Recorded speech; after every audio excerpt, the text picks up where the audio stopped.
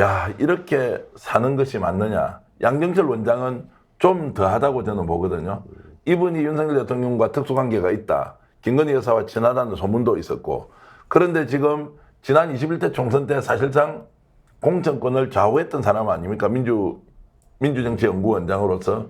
그런데 딱 4년 지나서 반대, 경쟁, 그리고 이재명을 죽이려고 하고 조국을 죽이려고 하고 검찰권을 남용하는 그 정권에 그래도 비서실장이라는 제안을 받았는데 불쾌하지도 않고 욕도 하지도 않고 가만히 기다리면서 누군가를 통해서 자신의 의견을 전달하고 있는 이 상황.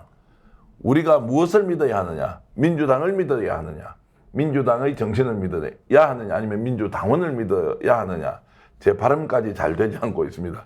그 정도로 지금 이 상황이 저로서는 매우 혼란스럽다. 그런데 이것이 현실 정치라고 하니 그래도 믿어야 하느냐 말아야 하느냐 모르겠는데 여러분들은 어떻습니까? 이것의 결과가 정말로 정치 발전에 도움이 되는지 아닌지 우리가 생각 못하고 현재의 상황을 계속 쳐다볼 수밖에 없는 이런 상황이 안타깝기만 합니다. 제가 한동훈 비대위원장 문제로 좀 넘어가겠습니다. 한동훈 비대위원장은 한참 뒤의 문제라고 했지만 지금 미리 전문용어로 찜해놓고 있는 거 아닙니까? 다음에 기회가 오면 출마하겠다 말겠다. 한동훈 비대위원장이 정치를 떠날 것처럼 하고 가버렸거든요. 갑자기 이 사람이 왜 이렇게 또 돌아와서 실제 할 것이다라는 이야기가 오늘 언론사 정보보고에 다 올라오더라고요. 왜 이렇게 갔을까요, 한동훈은? 아니, 떠날 것처럼 하진 않았어요. 본인이 책임진다 그러면서 그 자리를 물러났지만 정치계를 떠난다는 말은 사실은 안 했고요. 제가 계속 말씀드렸지만 이분이 정치계를 떠나면은 할 수 있는 게 없다니까요. 지금 현재. 제가 그랬잖아요. 보궐선거 뭐 얘기도 나오지만 그때까지 못 기다린다. 이분이 지금 할 수 있는 상황에서는 본인이 그동안에 어제 한동훈 비대위원장 돌아오세요. 이 화한 그제인가요? 이 국회 의사당 앞에 쭉 늘어선 거.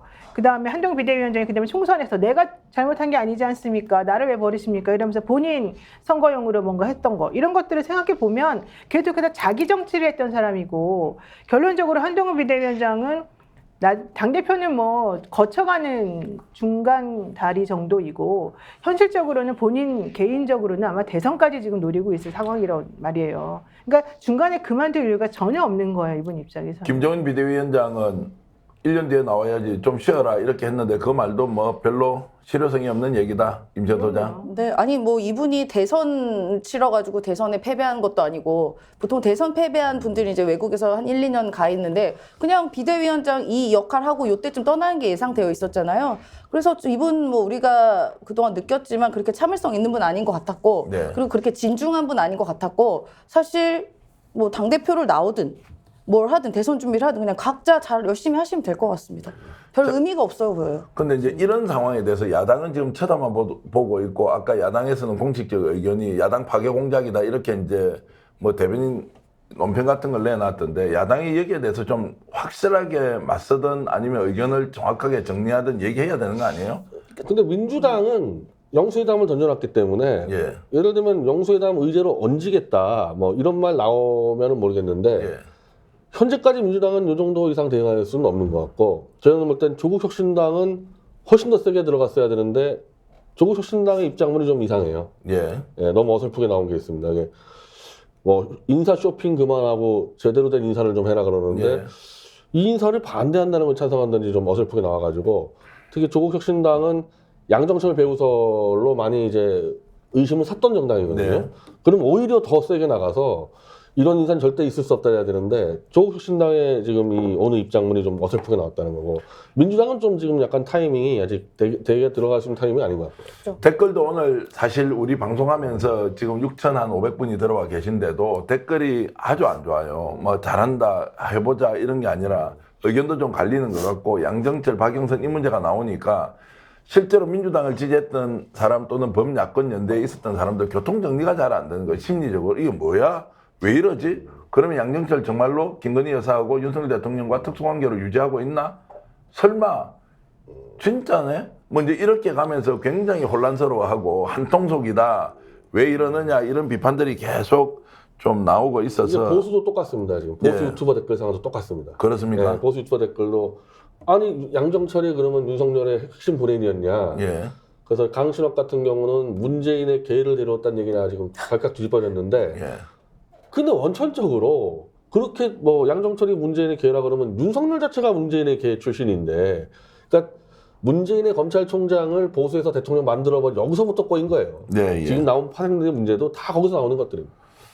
야, 마이하트님, 윤설님, 이제 키킴님, 행복행복님, 예, 나참님, 여러분들 의견 주시는데 일일이 제가 소개는 좀 못해드리지만 오늘 사실 좀 거친 의견들이 많고 저한테도 좀 쓸데없는 얘기 그만해라. 그 말이 되는 이야기냐 이렇게 하는데 저 쓸데없는 이야기는 아니고 취재 열심히 해서 여러분들께 새로운 사실 알려드리려고 하는데 현재 돌아가고 있는 전국의 상황, 특히 용산 주변에서 일어나고 있는 일들이 예사롭지 않은데 이게 뭔가 내부에서 질서 있는 정리를 통해서 나오는 아이디어가 아니라 각자 자신의 정치적 필요에 의해서 막 던지면서 언론이 받아쓰고 이걸 가지고 대통령을 향해서 결정하도록 강제하는 뭔가 지금 움직임이 있다. 그중에 가장 큰 힘이 뭐냐? 그 배후에서 이런 상황을 기획하고 실제로 실행하고 있는 단위가 있는 것 아니냐. 확실한 것은 대통령은 그 과정에 없다. 그 얘기가 저희 그 강명훈 마이클님이 네. 양정철, 박영선 오보가 아니고 네.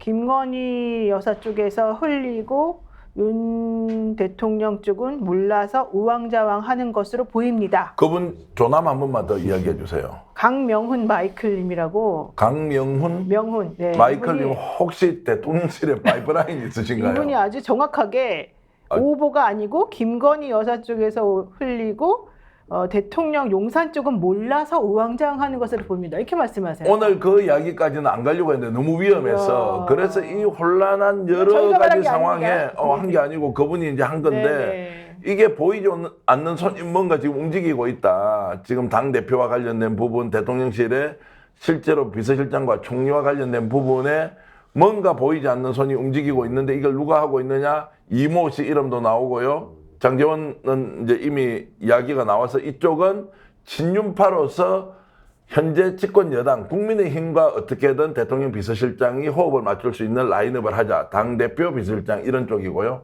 지금 현재 비서실장과 국무총리 거는 또 다른 쪽에서 뭔가 작업을 하면서 여기에서 우리가 원하는 사람을 만들어야 한다. 이런 게 생기고요. 한동훈은 별도로 검찰하고 손을 잡고 함께 움직이고 있나? 김건희 여사 소환에 대한 이야기가 심심치 않게 지금 계속 나오고 있습니다. 그것 때문에 검찰총장이 그만둔다는 이야기도 있고요. 그것은 어제 오늘 이야기는 아니지만 그래서 이쪽에서 뭔가 좀 터질 수 있는 것이 있다. 그리고 공수처는 최근에 보셨지만 공수처대로 중심을 가지고 수사를 하겠다 이렇게 막 치고 나오고 있습니다. 이게 막 폭풍 전야에 어떤 상황이 벌어질지 모르는 그런 일종의 예고편 아니냐 이런 생각이 듭니다. 스픽스는 말하는 언론입니다. 대세는 유튜브, 그중에서 스픽스. 좋아요, 댓글, 구독, 알림 설정. 여러분이 저희를 사랑해 주시고 우리가 여러분을 사랑하는 4가지 방법입니다.